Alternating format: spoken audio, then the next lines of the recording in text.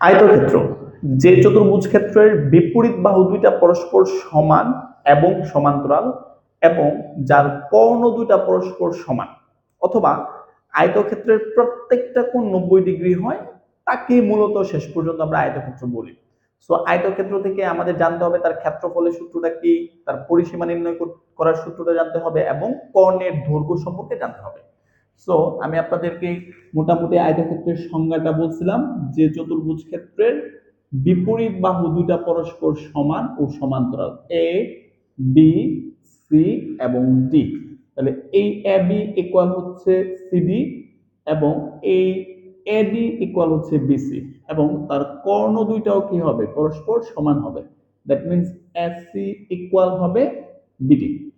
তো আয়তক্ষেত্রের যদি আমাকে ক্ষেত্রফল বের করতে বলে, তাহলে প্রথমে আমাকে ক্ষেত্রফল বের করতে হবে।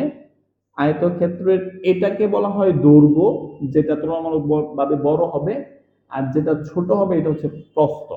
সো আয়তক্ষেত্রের ক্ষেত্রফল ইকুয়াল হচ্ছে দৈর্ঘ্য গুণন প্রস্থ বর্গ একক। আয়তক্ষেত্রের ক্ষেত্রফল নির্ণয় করার সূত্র দৈর্ঘ্য গুণন প্রস্থ।